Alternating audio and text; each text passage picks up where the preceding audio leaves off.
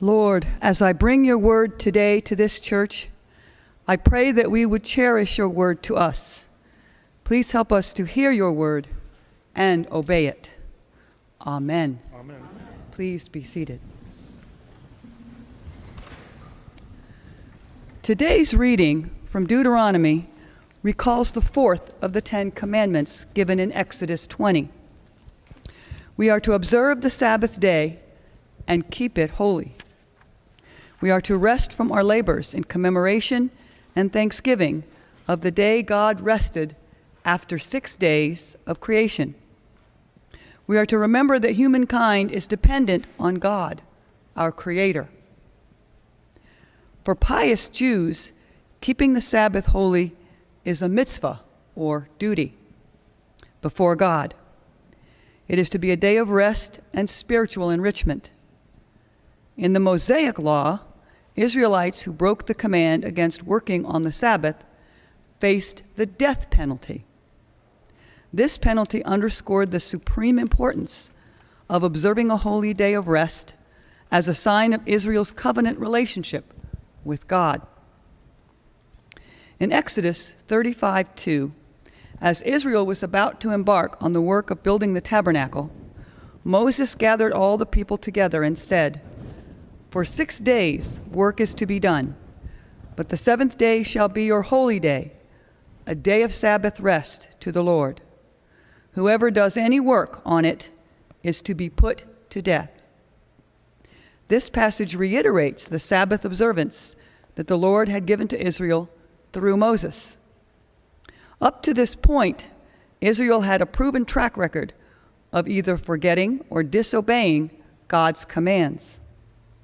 In the people's excitement to begin constructing the tabernacle, it was imperative that worship not be overlooked, even to do praiseworthy work.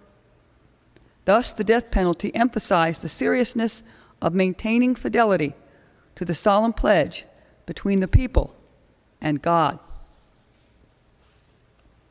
In our gospel lesson, we learn a different side of the Sabbath. Jesus contradicts the Old Testament view of the Pharisees and tells them plainly the Sabbath was made for humankind and not humankind for the Sabbath. So the Son of Man is Lord even of the Sabbath.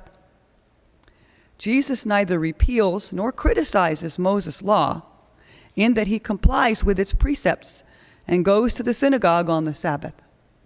Rather, what Jesus does criticize is the narrow-minded version of the law espoused by the Pharisees, an interpretation leaving little room for mercy.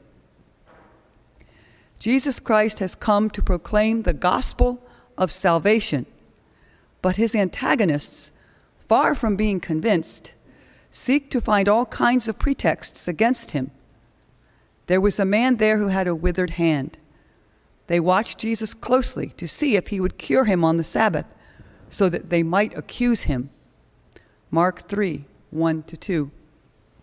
At the same time, we witness both the power of grace as Jesus heals the man's hand, and we witness the hard-heartedness of those boastful men who believe they have the truth on their side. Were those Pharisees joyful upon realizing that poor man's withered hand had been cured?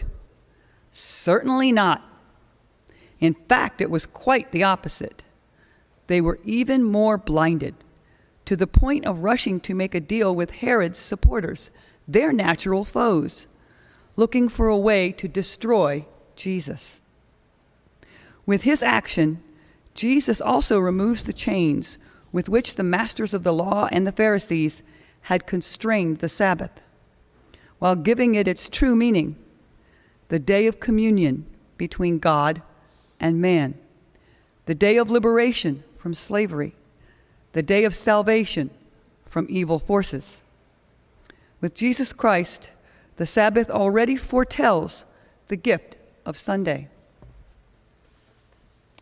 In today's world, there are many things that try to claim our time and attention on the Sabbath. Many sports leagues have games or tournaments on Sunday. Schools schedule activities and programs on Sunday. Electronic devices beep and ding and call out to us to pay attention to them on Sunday. For many, Sunday is a time to catch up on chores around the house. It is also a day when stores have sales that entice us, and grocery shopping and other errands are needing to be done. When Sunday comes and there are things on your to-do list, ask yourself this question: can this wait until another day? What will you do with God's gift of the Sabbath? Will you honor him and keep the Sabbath as a sign of the covenant he made with us? Will you celebrate the freedom of the Sabbath as given by Jesus? I encourage you to honor the Sabbath day and keep it holy, each and every one of them. Amen.